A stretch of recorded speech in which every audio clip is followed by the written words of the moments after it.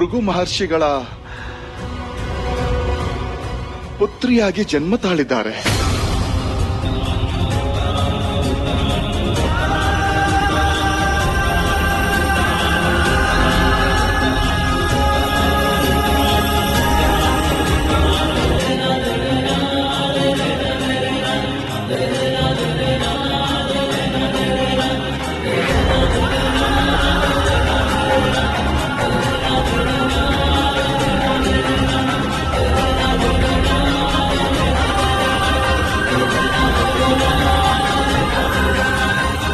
ಭೃಗು ಮಹರ್ಷಿಗಳ ಕಾರಣದಿಂದಲೇ ಅಲ್ಲವೇ ಲಕ್ಷ್ಮೀ ದೇವಿಯು ಮಹಾವಿಷ್ಣುವನ್ನು ತೊರೆದು ಹೋದದ್ದು? ಅವರಿಂದಲೇ ಘಾಸಿಗೊಂಡು ಅವಮಾನಿತಳಾಗಿ ಆ ನೋವಿನಿಂದ ಮಹರ್ಷಿಗಳಿಗೆ ಶಾಪವನ್ನು ನೀಡಿ ಈಗ ಅದೇ ಮಹರ್ಷಿಗಳ ಪುತ್ರಿಯಾಗಿ ಜನಿಸಿದ್ದಾರೆಯೇ? ಆ ಅಚ್ಚರಿ ನನಗೂ ಇದೆ ದೇವಿ. ಈ ಲೀಲೆಯ ಹಿಂದಿನ ಮರ್ಮವನ್ನು ಲಕ್ಷ್ಮೀದೇವಿಯೊಬ್ಬರೇ ಬಲ್ಲರು.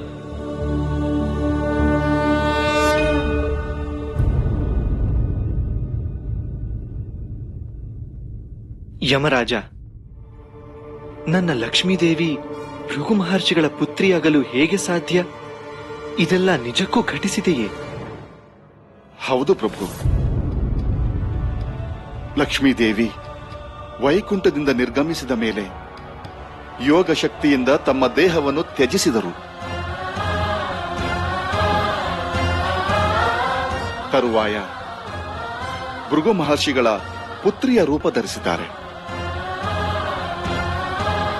ಆದರೆ ಅವರು ಹೀಗೇಕೆ ಮಾಡಿದರೆಂದು ತಿಳಿಯಲು ತಾವು ಭೃಗು ಕ್ಷೇತ್ರಕ್ಕೆ ಹೋಗಬೇಕಾಗುತ್ತದೆ ಪ್ರಭು.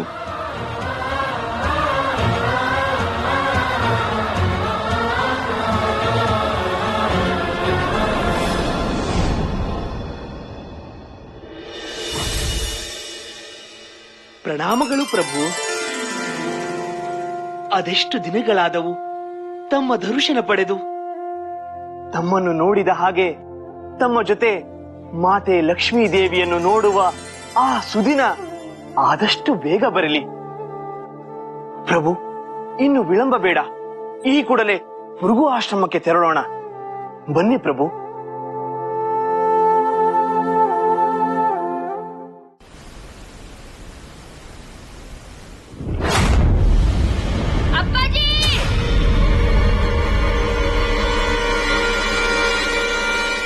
ಖ್ಯಾತಿ, ಖ್ಯಾತಿ, ಖ್ಯಾತಿ, ನನ್ನ ಪುತ್ರಿ ಆಶ್ರಮ ಬಿಟ್ಟು ಹೊರಗೆ ಹೋಗಬಾರದೆಂದು ನಾನು ತಾಕೀತು ಮಾಡಿದ್ದನ್ನು ನೀನು ಮರೆತು ಬಿಟ್ಟೆಯಾ? ಇಲ್ಲ ಸ್ವಾಮಿ, ಖಂಡಿತವಾಗಿಯೂ ನಾನು ಮರೆತಿಲ್ಲ. ಮತ್ತೇಕೆ ನನ್ನ ಪುತ್ರಿ ಆಶ್ರಮ ಬಿಟ್ಟು ಹೊರಗಿದ್ದಾಳೆ ಎಂದು ನನಗೆ ಭಾಸವಾಗುತ್ತಿದೆ. ನಿನಗೆ ನನ್ನ ಚಿಂತೆ ಅರ್ಥವಾಗದೆ ನಾನು ಬಾರಿ ಬಾರಿ ಹೇಳಿದರೂ ಕೂಡ ನಮ್ಮ ಪುತ್ರಿ ಆಶ್ರಮ ಬಿಟ್ಟು ಹೊರಗೆ ಹೋಗಲು ಹೇಗೆ ಸಾಧ್ಯ? ಸ್ವಾಮಿ, ಅವಳು ಆಶ್ರಮದಿಂದ ಹೇಗೆ ಹೊರಗೆ ಹೋದಳು ಎಂಬ ವಿಷಯ ನನಗೆ ತಿಳಿಯದು. ನಮ್ಮ ಪುತ್ರಿಯನ್ನು ನೀವು ನೋಡಿದ್ದೀರಾ? ಅಲ್ಲಿಯೇ ಅವರ ಕೋಣೆಯಲ್ಲಿ ಇರಬಹುದು ಮಾತೆ. ನಮ್ಮ ಪುತ್ರಿಯ ಕಣ್ಗಾವಲಿಗಾಗಿಯೇ ಅಲ್ಲವೇ ನಿಮ್ಮನ್ನು ನೇಮಿಸಿದ್ದು. ಅವಳು ಆಚೆ ಹೋಗುವಾಗ ನೀವೆಲ್ಲರೂ ಏನು ಮಾಡುತ್ತಿದ್ದೀರಿ? ನನ್ನ ದೃಷ್ಟಿಗೆ ನಿಲುಕದಂತೆ ತೊಲಗಿಲಿಂದ ತೊಲಗಿ ಹೋಗಿ ಎಂದೆ.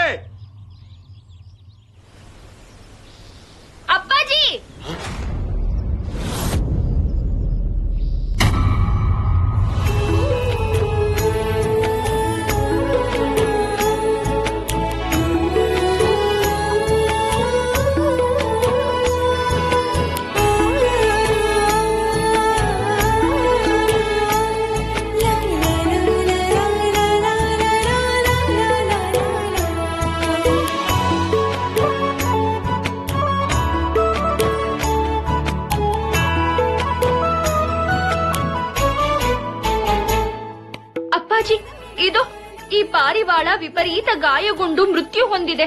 ನಿಮ್ಮ ಮಂತ್ರಶಕ್ತಿಯಿಂದ ಮೃತರನ್ನು ಬದುಕಿಸುತ್ತೀರಲ್ಲವೇ? ದಯಮಾಡಿ ಈ ಮೂಕ ಪಕ್ಷಿಯ ಗಾಯಗಳನ್ನು ಶಮನಗೊಳಿಸಿ ಇದನ್ನು ಮೃತ್ಯುವಿಂದ ಪಾರು ಮಾಡಿ ಅಪ್ಪಾಜಿ. ಎಂತಹ ಪರಿಶುದ್ಧವಾದ ಮನಸ್ಸು ನಿನ್ನದು ಮಗಳೇ. ನಿನ್ನನ್ನು ನೋಡಿದ್ದೇ ನಾನು ಅತ್ಯಂತ ಪ್ರಸನ್ನನಾಗುತ್ತೇನೆ.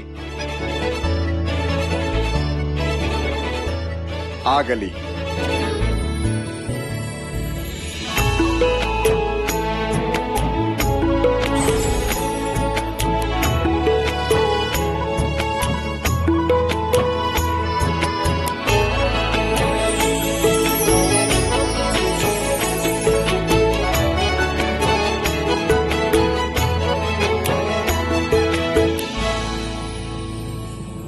ಈಗ ನೋಡು ಮಗಳೇ, ನಿನ್ನ ಈ ಮುದ್ದು ಪಕ್ಷಿ ಜೀವಂತವಾಗಿದೆ. ಧನ್ಯವಾದ ಅಪ್ಪಾಜಿ.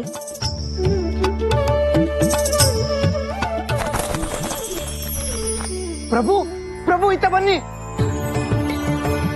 ಅಲ್ಲಿ ನೋಡಿ ಪ್ರಭು, ಅತ್ತ ನೋಡಿ. ಎತ್ತ ದೇವರ್ಷಿಗಳೇ, ಅಲ್ಲಿ ಪ್ರಭು, ಅಲ್ಲಿ ಲಕ್ಷ್ಮೀ ದೇವಿಯವರು. ಎಲ್ಲಿದ್ದಾರೆ ನನ್ನ ದೇವಿ? ಪ್ರಭು, ಅದು ಅಲ್ಲಿ, ಅಲ್ಲಿ ದೇವಿ ಇರುವರು.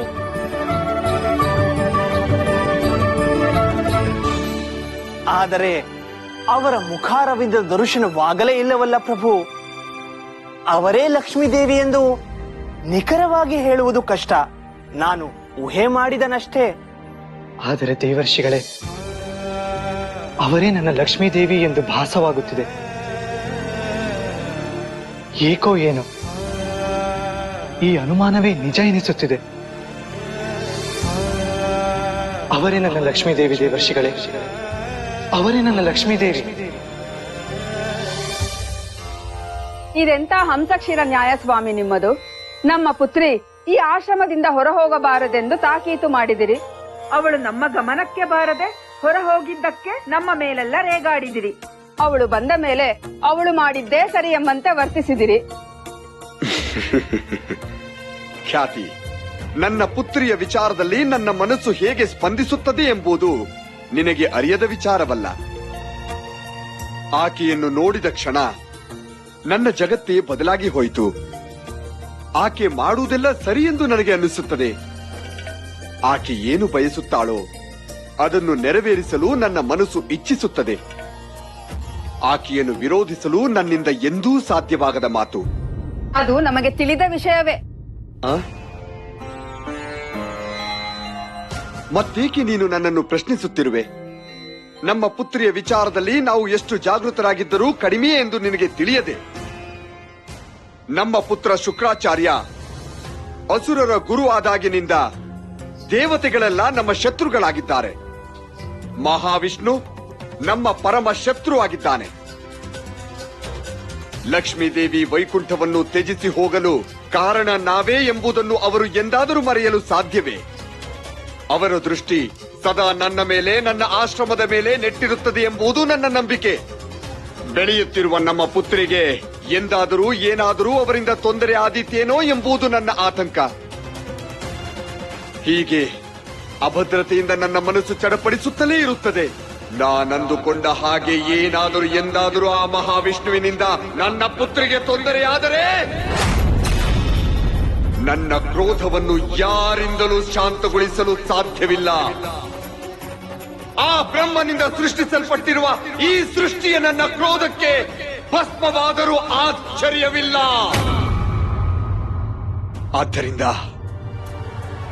ಆದ್ದರಿಂದ ನಾನು ನನ್ನ ಪುತ್ರಿಯನ್ನು ನನ್ನ ಕಣ್ಣುಗಳಂತೆ ನೋಡಿಕೊಳ್ಳುತ್ತಿದ್ದೇನೆ.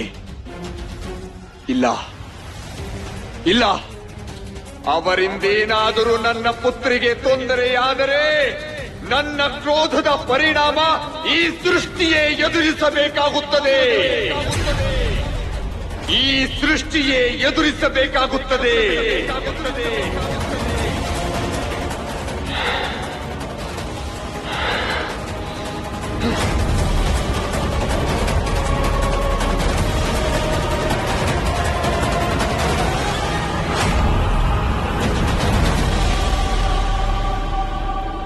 ಪ್ರಭು, ಇದೆಂತಹ ಪರಿಸ್ಥಿತಿ ಎದುರಾಯಿತು ನಮಗೆ.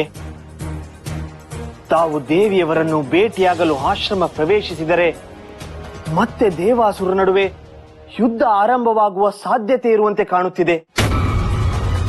ನಾರಾಯಣ ನಾರಾಯಣ. ನಿಮ್ಮ ಆತಂಕವನ್ನು ನಾನು ಅರ್ಥ ಮಾಡಿಕೊಳ್ಳಬಲ್ಲೆ ದೇವರ್ಷಿಗಳೇ. ಆದರೆ ಇಲ್ಲಿ ಅರ್ಥವಾಗದ ವಿಷಯವೆಂದರೆ, ಲಕ್ಷ್ಮೀದೇವಿ ಭೃಗು ಮಹರ್ಷಿಗಳ ಮಗಳಾಗಿ ಏಕೆ ಅವತರಿಸಿದ್ದಾರೆ? ಅಂತಹ ಅನಿವಾರ್ಯತೆ ಇದ್ದರೂ ಅದನ್ನೇಕೆ ಸಹಿಸಿಕೊಂಡಿದ್ದಾರೆ? ಅವರ ಅರಿವಿಗೆ ಬಾರದೆ ಇದು ಸಂಭವಿಸಲು ಸಾಧ್ಯವಿಲ್ಲ. ಆದರೂ ಭೃಗು ಮಹರ್ಷಿಗಳ ಮಗಳಾಗಿ ಜನಿಸುವ ಆ ಜೀವನವನ್ನು ಜೀವಿಸುವ ಸಂಭವತೆಯನ್ನು ಏಕೆ ಒಪ್ಪಿಕೊಂಡಿದ್ದಾರೆ? ನನ್ನ ಹೃದಯ ನಿವಾಸಿನಿ ನನ್ನ ಮೇಲೆ ಕೋಪಗೊಂಡು ನನ್ನನ್ನು ತೊರೆದು ಹೋಗುವುದು ನನಗೆ ಅರ್ಥವಾಗುತ್ತದೆ. ಆದರೆ ಇದಕ್ಕೆಲ್ಲ ಯಾರು ಕಾರಣರೋ ಅವರ ಮಗಳಾಗಿ ಜನಿಸುವ ಪ್ರಮೇಯವನ್ನು ನನ್ನಿಂದ ಅರ್ಥ ಮಾಡಿಕೊಳ್ಳಲು ಆಗುತ್ತಿಲ್ಲ ದೇವರ್ಷಿಗಳೇ, ಒಪ್ಪಿಕೊಳ್ಳಲು ಆಗುತ್ತಿಲ್ಲ. ದೇವಿಯವರನ್ನು ಮುಖಾಮುಖಿ ಭೇಟಿಯಾದಾಗ ನಮ್ಮೆಲ್ಲ ಗೊಂದಲಗಳು ನಿವಾರಣೆಯಾಗಬಹುದು. ಮೊದಲು ನೀವು ಮತ್ತೆ ದೇವಿಯವರು ಮುಖಾಮುಖಿಯಾಗಬೇಕು. ಅದು ಅಷ್ಟು ಸುಲಭವೆನ್ನುತ್ತೀರಾ? ನಮ್ಮೆಲ್ಲ ಪ್ರಶ್ನೆಗಳಿಗೆ ಉತ್ತರ ದೊರೆಯಬೇಕೆಂದರೆ ನೀವಿಬ್ಬರು ಮುಖಾಮುಖಿಯಾಗಲೇಬೇಕು. ತಂದೆಯ ನೆರಳಿನಲ್ಲಿ ಕನ್ಯೆಯರು ತಮ್ಮ ತಂದೆಯ ಧೋರಣೆಯನ್ನೇ ರೂಢಿಗತ ಮಾಡಿಕೊಂಡಿರುತ್ತಾರೆ. ಒಮ್ಮೆ ತಮ್ಮ ಜೀವನ ಸಂಗಾತಿ ಎದುರಾದರೆ ಎಲ್ಲವೂ ಬದಲಾಗುತ್ತದೆ. ನಿಮ್ಮಿಬ್ಬರ ಯೋಚನೆಯು ಒಂದಾಗುತ್ತದೆ ಪ್ರಭು. ಅದಕ್ಕೆ ಹೇಳುತ್ತಿದ್ದೇನೆ, ತಡ ಮಾಡದೆ ತಾವು ದೇವಿಯವರನ್ನು ಭೇಟಿಯಾಗಿ. ಈಗ ಭೃಗು ಆಶ್ರಮವನ್ನು ಪ್ರವೇಶಿಸುವುದು ಆಪತ್ತಿಗೆ ಆಮಂತ್ರಣ ನೀಡಿದಂತೆಯೇ ಅಲ್ಲವೇ ಮಹರ್ಷಿಗಳೇ?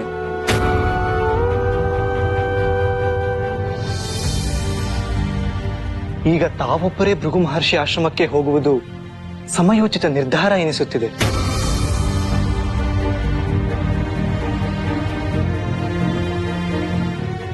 ದೇವಿಯನ್ನು ಭೇಟಿಯಾಗಿ ಪರಿಸ್ಥಿತಿಯನ್ನು ವಿವರಿಸಿ ನನ್ನ ಸ್ಥಿತಿಯ ಕುರಿತಾಗಿಯೂ ತಿಳಿಸಿ ಹೇಳಿ. ನನ್ನನ್ನು ಒಮ್ಮೆ ಭೇಟಿ ಮಾಡಲು ಹೇಳಿ. ಅವರೊಮ್ಮೆ ನನ್ನನ್ನು ಭೇಟಿ ಮಾಡಿದರೆ ಸಾಕು, ಎಲ್ಲವೂ ಅವರಿಗೆ ಅರಿವಾಗುತ್ತದೆ. ಆಗಲಿ ಪ್ರಭು. ಇದರಿಂದ ದೇವಿಯವರು ತಮ್ಮ ಬಳಿ ಬರುತ್ತಾರೆಂದರೆ ತಾವು ಹೇಗೆ ಹೇಳುತ್ತೀರೋ ಹಾಗೆ ಮಾಡುವೆನು.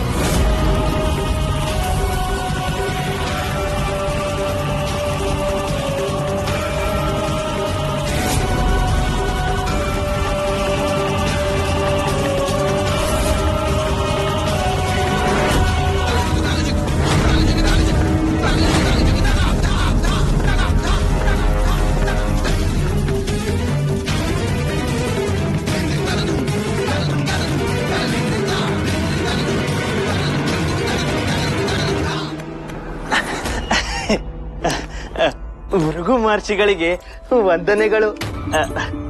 ನನ್ನ ಆಗಮನದಿಂದ ನಿಮ್ಮ ಕಾರ್ಯಕ್ಕೆ ಭಂಗ ಉಂಟಾಗಲಿಲ್ಲವಷ್ಟೇ. ದೇವರ್ಷಿಗಳೇ, ವಿನಾಕಾರಣ ಯಾವ ಕಾರ್ಯವೂ ಇಲ್ಲದೆ ಎಲ್ಲಿಗೂ ಹೋಗುವುದಿಲ್ಲ ಎಂಬ ಪ್ರಜ್ಞೆಯೊಂದಿಗೆ ಹೇಳುತ್ತಿದ್ದೇನೆ. ನಿಮಗೆ ಇಲ್ಲಿ ಏನೇ ಕಾರ್ಯವಿದ್ದರೂ ಅಷ್ಟೇ, ನೀವಿಲ್ಲಿಗೆ ಆಗಮಿಸದೇ ಇರುವುದು ಒಳ್ಳೆಯದು. ಈ ಹಿಂದೆ ನೀವು ನಮ್ಮ ಆಶ್ರಮಕ್ಕೆ ಆಗಮಿಸಿದ ಕಾರಣ ಇಲ್ಲಿ ಕಲಹ ಉಂಟಾಯಿತು. ಈಗ ನೀವು ಆಗಮಿಸಿರುವುದು ಮತ್ತೆ ಅದೇ ಕಲಹಕ್ಕೆ ನಾಂದಿಯಾದರೂ ಆಶ್ಚರ್ಯವಿಲ್ಲ. ನಾರಾಯಣ, ನನ್ನ ಆಗಮನದಿಂದ ನಿಮ್ಮ ಆಶ್ರಮದಲ್ಲಿ ಕಲಹ ಉಂಟಾಗಿದೆಯೇ? ಕ್ಷಮೆ ಇರಲಿ ಮಹರ್ಷಿಗಳೇ. ಅಂದು ನಾನು ಇಲ್ಲಿಗೆ ಬಂದಿರುವ ಉದ್ದೇಶ ನಿಮ್ಮ ಆಶ್ರಮದಲ್ಲಿ ಕಲಹ ಮಾಡುವುದಿರಲಿಲ್ಲ. ಇಂದು ಅಷ್ಟೇ. ನಿಮ್ಮ ಆಗಮನದ ಉದ್ದೇಶವೇನೇ ಇದ್ದರೂ ಅಷ್ಟೇ, ನಿಮ್ಮ ಆಗಮನದಿಂದ ನಮ್ಮ ಆಶ್ರಮದಲ್ಲಿ ಅಹಿತಕರವಾದಂತಹ ವಾತಾವರಣವನ್ನು ಸೃಷ್ಟಿ ಮಾಡಿದ್ದೀರಿ. ಅದೇ ನನ್ನ ಪತ್ನಿಗೆ ಅಸಮಾಧಾನಕ್ಕೂ ಕೂಡ ಕಾರಣವಾಗಿತ್ತು. ಆದ್ದರಿಂದ ನೀವು ಬರದಿರುವುದೇ ಒಳ್ಳೆಯದು ದೇವರ್ಷಿಗಳೇ. ಹೀಗೆಂದರೆ ಹೇಗೆ ಮಹರ್ಷಿಗಳೇ? ನನ್ನಿಂದ ಋಷಿ ಪತ್ನಿಯ ಮನಸ್ಸು ಅಸಮಾಧಾನವಾಗಿದೆ ಎಂದು ತಿಳಿದು ನನಗೆ ಖೇದವಾಗುತ್ತಿದೆ. ಈಗ ಅವರನ್ನು ಭೇಟಿ ಮಾಡದೆ ಹಿಂತಿರುಗಲು ನನ್ನ ಮನಸ್ಸು ಕೇಳುತ್ತಿಲ್ಲ. ಹೇಗೂ ಬಂದಿದ್ದೀನಿ, ಅವರನ್ನು ಭೇಟಿಯಾಗಿ ಕ್ಷಮೆ ಯಾಚಿಸಿಯೇ ಹೋಗುತ್ತೇನೆ. ಬೇಡವೆನ್ನಬೇಡಿ, ಬನ್ನಿ ಬನ್ನಿ. ನಿಲ್ಲಿ ದೇವರ್ಷಿಗಳೇ.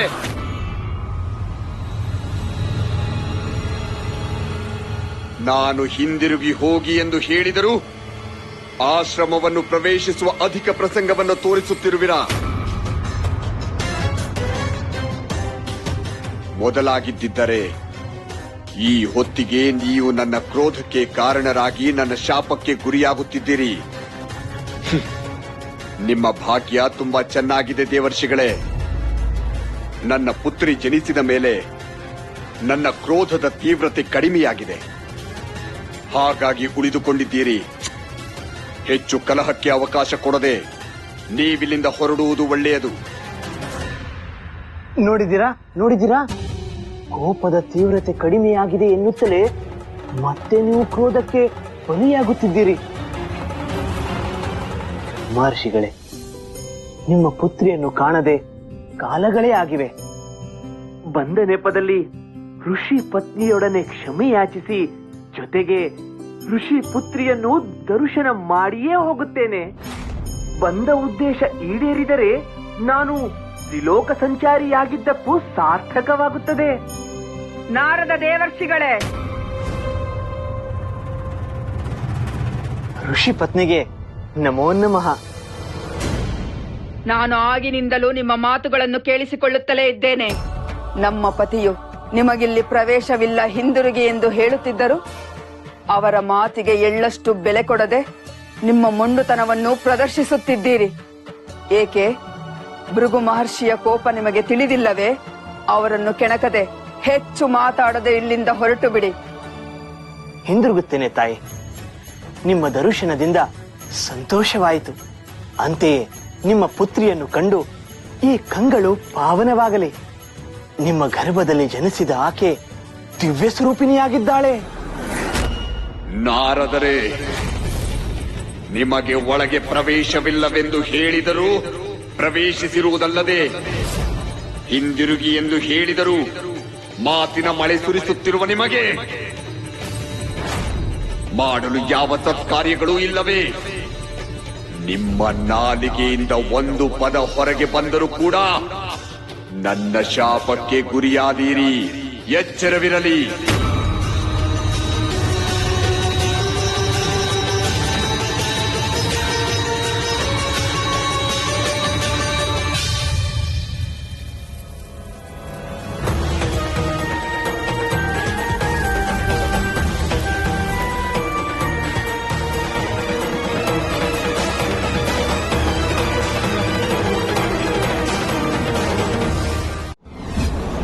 ನಾರಾಯಣ ನಾರಾಯಣ. ಏನಾಯ್ತು ದೇವರ್ಷಿಗಳೇ? ನನ್ನ ದೇವಿಯನ್ನು ನೋಡಿದಿರಾ? ಅವರೊಡನೆ ಮಾತನಾಡಿದಿರಾ?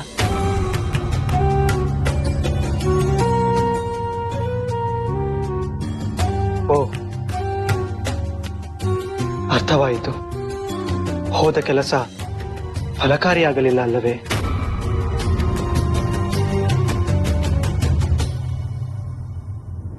ಅದೆಷ್ಟೇ ಹರಸಾಹಸ ಪಟ್ಟರೂ ದೇವಿಯವರನ್ನು ನೋಡಲಾಗಲಿಲ್ಲ. ಅವರು ಆಶ್ರಮದಲ್ಲಿದ್ದರೆ ಅವರೊಡನೆ ಭೇಟಿಯಾಗುವುದು, ಅವರೊಡನೆ ಮಾತನಾಡುವುದು ಅಸಂಭವವೆನಿಸುತ್ತದೆ. ಆದರೆ ದೇವಿಯವರು ಆಶ್ರಮದಿಂದ ಹೊರಗಡೆ ಬಂದರೆ ಕಾರ್ಯಸಿದ್ಧಿ ಆದರೂ ಆಗಬಹುದೇನೋ ಎನಿಸುತ್ತದೆ ಪ್ರಭು. ಆದರೆ ಅವರು ಆಶ್ರಮದಿಂದ ಹೊರಬರುವುದು ಯಾವಾಗ? ಇದನ್ನು ತಿಳಿದುಕೊಳ್ಳುವುದಾದರೂ ಹೇಗೆ ದೇವರ್ಷಿ?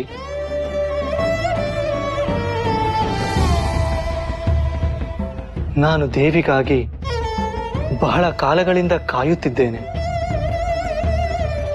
ಈಗ ಅವರು ಇಲ್ಲೇ ಎಲ್ಲೋ ನನ್ನ ಸಮೀಪದಲ್ಲೇ ಇದ್ದಾರೆ ಎಂದು ತಿಳಿದ ಮೇಲೆ ನನ್ನಿಂದ ಕಾಯಲಾಗುತ್ತಿಲ್ಲ.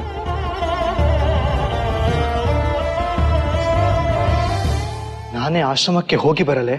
ಪ್ರಭು ಪ್ರಭು, ಅವಸರದಲ್ಲಿ ಆಪತ್ತನ್ನು ಮೈ ಮೇಲೆ ಎಳೆದುಕೊಳ್ಳುವುದು ಬೇಡ. ಆಶ್ರಮದ 4 ಸುತ್ತಲೂ ಕಾವಲುಗಾರರಿದ್ದಾರೆ. ನೀವು ಅಲ್ಲಿಗೆ ಹೋಗುವುದು ಸುಲಭವಲ್ಲ. ಒಂದು ವೇಳೆ ನೀವು ಅಲ್ಲಿಗೆ ಹೋದರೂ ಪರಿಣಾಮ ವಿಪರೀತವಾದೀತು.